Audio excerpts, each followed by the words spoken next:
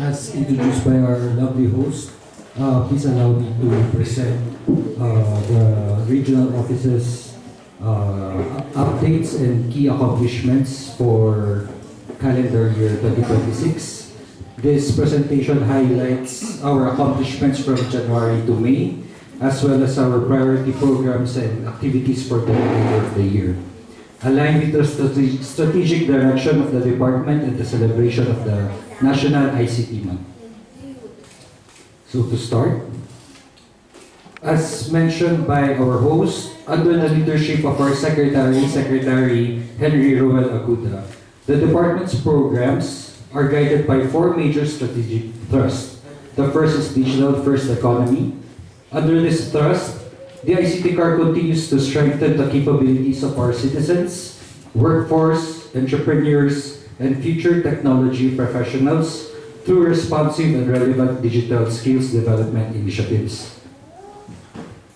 Under the ICT Capacity Development and Management Program, the ICT CAR successfully conducted 88 capacity development initiatives from January to May 2026, benefiting a total of 3,742 individuals across the region. These activities include digital workforce trainings, digital literacy and cyber hygiene programs, community-based trainings, information sessions, and various ICT skills development activities ranging from basic to advanced levels. Beyond training programs, our Digital Transformation Centers, or DTCs, continue to serve as community learning hubs, digital access points, and co-working spaces. Across all existing ICT-owned DTCs, we have already recorded 5,993 center users during this reporting period, demonstrating the increasing utilization of digital resources and facilities by our communities. We are also proud to highlight the achievement of UC Senior High School, representing the Cordillera Administrative Region, which emerged as champion in the recently concluded TechQuest National Robotics Challenge for Academia, outperforming more than 30 participating teams from across the country. This accomplishment reflects the growing competitiveness of our learners here in CAR. As we celebrate National ICT Month and move into the second semester, the ICT CAR will continue expanding digital skills development opportunities across the region. We will conduct a series of digital workforce trainings for approximately 180 government personnel to strengthen digital competencies within the public sector and support ongoing digital transformation efforts. We will conduct a series of digital workforce trainings for approximately 180 government personnel. In addition, 10 ICT skills training programs will be rolled out across all provinces, benefiting at least 450 participants. This will cover topics such as AI, digital literacy, cyber hygiene, social media marketing for MSMEs, NVDA and talkback orientations or accessibility technologies for persons with visual impairment, and online course offerings for partner center managers. Through the SPARK program, the ICT CAR will likewise conduct 10 technical training programs covering general virtual assistance, graphic design, search engine optimization, social media marketing, general transcription for persons with disabilities, and AI-powered WordPress website development. These activities are expected to produce more than 200 graduates equipped with competencies that can support participation in the growing digital workforce. Another key component of Digital First Economy is the ICT Industry Development Program. In total, 33 ICT ecosystems development and Trabahong Digital initiatives were conducted this year, focusing on the training and info sessions on e-commerce PH, freelancers PH, IT BPM, and startup PH. Through these efforts, a total of 657 beneficiaries have been reached. These programs aim to strengthen the regional ICT industry, support startup and MSMEs, and foster innovation. Additionally, 3 career fairs were joined by the ICT to introduce digital career opportunities and encourage participation in the ICT industries. For this month and the second semester, the ICT CAR will continue implementing digital empowerment initiatives aimed at strengthening MSMEs, startups, freelancers, and job seekers across the region. We will conduct the Lakbay Habi training for 15 MSMEs. This is a technical training program for women weavers in CAR under the e-commerce PH initiative. This program seeks to transform local woven products into globally competitive digital enterprises through e-commerce readiness and digital marketing. We will also conduct training, mentorship, and networking activities for at least 50 freelancers and digital workers through our Freelance Stakeholder Enablement Program. In partnership with the DOLE, or the Department of Labor and Employment, the ICT CAR will organize a Trabahong Digital Career Fair to connect job seekers with opportunities in the ICT and digital sectors. Alongside this, we will launch the Learning Experiential Platform, or LXP, an integrated system where individuals can access training, certification, and potential employment opportunities in one streamlined platform. Finally, the 11th Regional Startup Pitching Competition is scheduled for the fourth quarter, continuing our commitment to fostering innovation and supporting the growth of the regional startup ecosystem. So the next strategic thrust of the department is inclusive tech for all. This thrust focuses on ensuring that every Filipino, regardless of location or circumstance, can access and benefit from digital technologies. Under this pillar, the ICT CAR continues to implement three major connectivity programs: the Free Public Internet Access Program, or Free Wi-Fi for All, the National Broadband Program, and the Government Network Program. Together, these initiatives expand connectivity, bridge the digital divide, and strengthen government communications infrastructure throughout the region. Under the Free Public Internet Access Program, the ICT CAR currently maintains 1,417 operational free Wi-Fi sites throughout the region. We are proud to report that all 77 municipalities and cities in the Cordillera are now covered by the program, achieving 100% municipal level connectivity. At the barangay level, 611 out of 1,178 barangays are already connected through the free Wi-Fi for all. Of this, 284 are geographically isolated and disadvantaged areas, or GIDA barangays, ensuring that connectivity reaches communities where access is often most challenging. The program has also benefited 397 schools through direct free Wi-Fi connectivity. Through the Bayanihan SIM program, the ICT CAR has distributed 24,389 SIM cards, including 24,006 beneficiaries from the learner and DepEd sectors, and 383 beneficiaries from the 4Ps, or Pantawid Pamilyang Pilipino program. In addition, 158 schools have benefited under the Bayanihan SIM initiative. To further expand coverage, additional 52 sites are currently targeted for implementation this year. Under the National Broadband Program, the ICT CAR is now connected to the National Fiber Backbone, providing the ICT CAR Region Office with 10 gigabits per second of bandwidth capacity, which is distributed through the GovNet. This connectivity supports government digital services and currently records an average peak utilization rate of 18.67%. Several major infrastructure projects are also underway. An ongoing monopole tower is currently being erected within the DICT CAR Regional Office, makikita po natin dito sa labas, under the Wireless Broadband Project. This facility will connect to the operational relay station at Mount Santo Tomas and extend connectivity to Camilo Locaben Elementary School in Kibungan, Benguet, where a telecommunication shelter is likewise under construction. Under the Regional Wireless Network Initiative, which forms part of the RDC's Regional Network Infrastructure Program, yung RNIT po natin, the ICT CAR is rehabilitating the old Quezon Hill Relay Station, including tower construction and permitting activities. We have also established 2 backbone radio links from Camilo Lucaben Elementary School to Tadjan and Bauco in Mountain Province. So from the ICT car, papunta po ng Mount Santo Tomas, mag-distribute po papuntang Camilo Lucaben, and then Camilo Lucaben site will distribute to Bauco and Tadjan Mountain Province.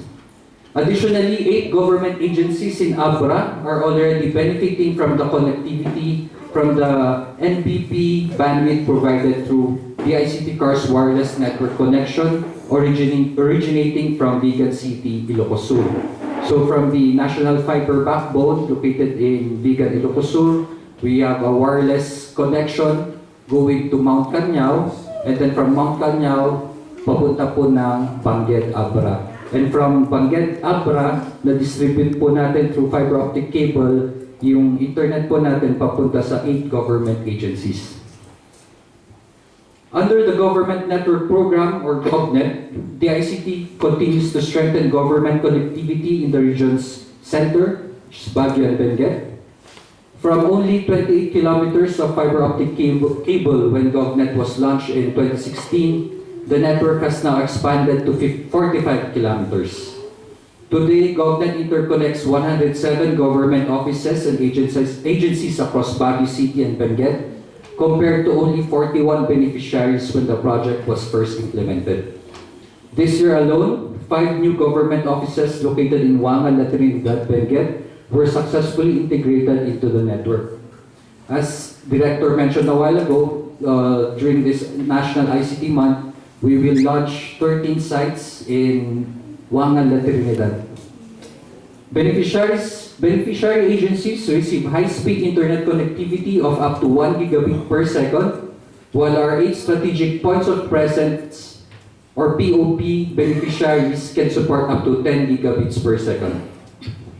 This expansion has been made possible through the ICT Cars Regional Initiative and its unique partnership with Beneco, demonstrating how collaboration can accelerate digital infrastructure development. The third strategic thrust of the department is championing cybersecurity and data privacy. As digital adoption continues to accelerate, cybersecurity becomes increasingly important in protecting citizens, institutions, and government systems. The ICT Car remains committed to building a safer and more secure digital environment through awareness campaigns, capability development activities, and secure digital solutions. From January to May 2026, the ICT Car conducted 54 cybersecurity awareness and data privacy activities, reaching a total of 4,209 individuals. These beneficiaries include 1,107 members of the government workforce, 619 students, 288 senior citizens, 218 women, 74 MSMEs, and 7 persons deprived of liberty, among others. As part of the National ICT Month celebration, the ICT Car has scheduled 10 cybersecurity activities and webinars across the region in collaboration with DILG, the local government units, Benguet Library Tech Parent Center, and other partners. We would like to invite everyone to participate in our public webinars entitled Emerging Cyber Threats and Effective Incident Response Strategies, and Building a Cyber Resilient Government, Policies, Preparedness, and Response Mechanisms. These initiatives aim to strengthen digital resilience and promote safer online practices among all sectors of society. Another important component of our cybersecurity efforts is the Philippine National Public Key Infrastructure, or PNPKI. Under the PNPKI, the ICT Car conducted 50 PNPKI orientation and users training with 2,384 individuals trained in the use of digital certificates, or what we commonly know as digital signatures. Our provincial officers and PNPKI team processed 921 digital certificate applications and issued 763 digital certificates and provided 319 instances of technical assistance. This year alone, 55 additional offices adopted PNPKI, bringing the total number of offices utilizing digital certificates in the region to 107.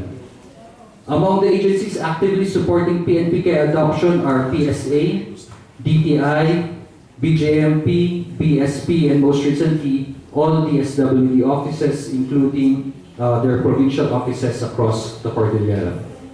As government agencies continue implementing the eGov law, we expect wider adoption of digital signatures and paperless transactions throughout the region. Moving forward, the team will continue supporting certificate renewals and expanding PNPKI adoption among local government units and provincial offices. The fourth and final strategic thrust is transparency in governance. This focuses on making government services more accessible, efficient, transparent, and citizen-centered through the use of digital technologies. Two major initiatives supporting this thrust are the ELGU system and the eGov PH Super App. The ELGU system continues to gain momentum throughout the Cordillera. As of May 2026, 52 out of 77 local government units have adopted the ELGU platform. This represents significant progress from the 48% adoption rate recorded at the end of 2025 to approximately 61% adoption this year. To date, more than 40,000 citizens have already benefited from digital permit processing through the platform.